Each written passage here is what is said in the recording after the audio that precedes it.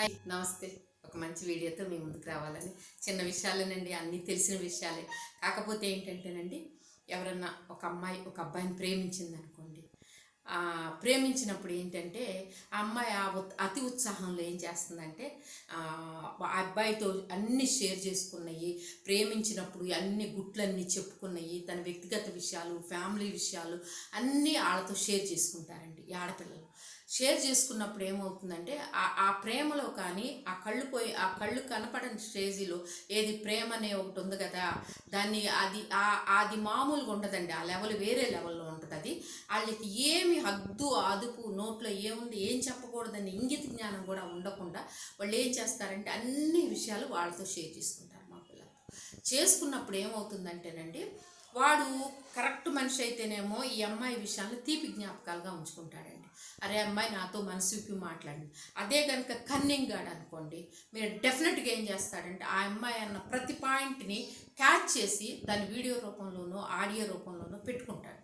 పెట్టుకున్నప్పుడు ఏం చేస్తాడు, ఈ అమ్మాయితో ఉన్నంతకాలం బాగానే ఉంటాడు, మంచిగా నడిచినంతకాలం ఆ అమ్మాయి దగ్గర పీక్కు తిన్నంతకాలం పీక్కు తినేసేసి మొత్తం ఏం చేసినా ఆ అమ్మాయి దగ్గర వాడుకోవాల్సినవి అన్నీ వాడేసేసుకుని అన్ని పరంగా ఏం చేస్తాడు. ఇక పెళ్ళి అనేటప్పటికి ఏం చేస్తాడు, ఈ పిచ్చిదానికి తెలియక ఏం చేస్తుంటుందంటే నువ్వు నన్ను పెళ్లి చేసుకోమంటే వీడికి దీని గుట్లన్నీ మొదలు పెడతాడు.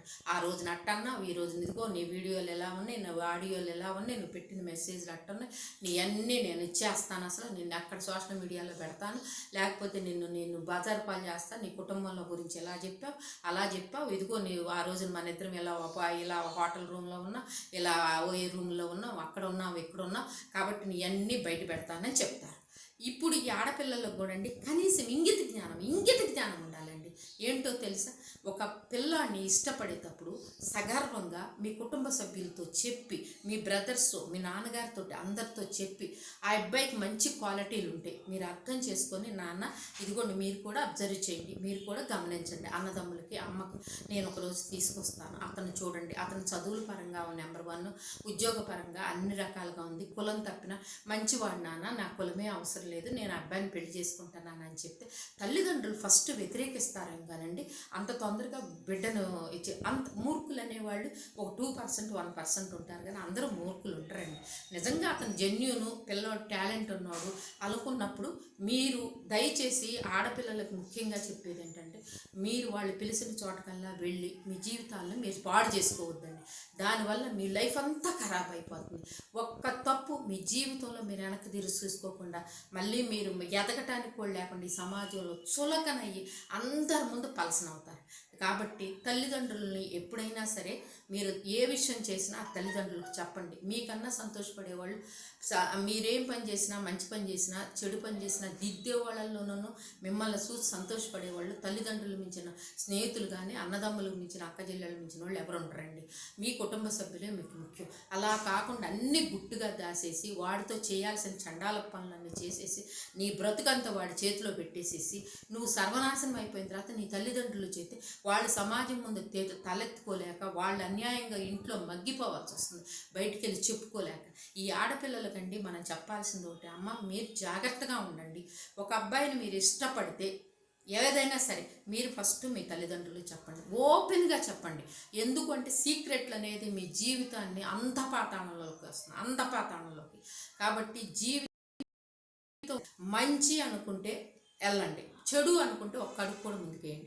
వాడు కన్నింగ్ కాడా లేదో మీరు అబ్జర్వేషన్ చేస్తే చాలు. అతిగా ఉంటారండి కొంతమంది, అసలు అంతా వాడే చేస్తున్నట్టు అతి ప్రవర్తిస్తుంటాడు. కాబట్టి మీరు ఇక్కడ గమనించాల్సింది ఒకటేనండి, అతి చేస్తున్నాడు అంటే ఏంటి అనేది మీరు ఒకటండి, మీరు జీవితంలో మీ శరీరాన్ని మాత్రం ఎప్పుడు పొరపాటున వాడికి అప్పగించకండి. అది వాడు చాలా ఉంటుంది. తర్వాత మీరు అతి ఉత్సాహంతో అన్ని విషయాలు షేర్ చేయకండి, అది కూడా వాడు పట్టుకుంటాడు. కాబట్టి మీ జీవితాలు మార్కెట్ పాలు కాకుండా, మీ జీవితాలు బజారు పాలు కాకుండా ఉండాలి అంటే మీరు ఎప్పుడైనా వాడికి ఏ విషయంలో చిక్కకూడదు, దొరకకోకుండా ఉండాలి. మీ తల్లిదండ్రులకు మీరు పేరు తేవాలి, కానీ మీ వల్ల సమాజంలో మీ తల్లిదండ్రులు తలెత్తుకునే లేని పరిస్థితులు మాత్రం చేయకండి. దయచేసి ఆడపిల్లలంతా అవేర్ అవ్వండి, టెక్నాలజీ వాడుకోండి. మీరు ఎక్కడన్నా వాడు పొరపాటు చేస్తున్నాడా, మీ ఒంటి మీద చేస్తున్నాడా, లేకపోతే మిమ్మల్ని ఏమన్నా వాడు బుజ్జగిస్తున్నాడా అంటే మీరు చాలా కేరింగ్గా ఉండండి. ఇప్పుడు ఏదన్నా ఒక చోటకి వెళ్ళేటప్పుడు మీ తల్లిదండ్రులు చెప్పాలండి, తోడబుట్టినాడే నన్ను రమ్మంటున్నాడు సినిమా కంటే, వాళ్ళు అవసరమైతే ఎవరినన్నా ఒక అబ్బాయిని పంపిస్తారు, లేదా వాళ్ళే వస్తారు అవసరమైతే మీకు కాపలాగా. అలాంటప్పుడు ఏంటంటే అవతల అబ్బాయి కూడా మిమ్మల్ని చూసి అబ్బా ఈ పిల్ల చాలా మంచిదిరా, ఏదైనా పేరెంట్స్ చెప్పకుండా ఉండదు, అమ్మో ఈ పిల్ల లాంటి వాళ్ళు మనం చేసుకోవాలి.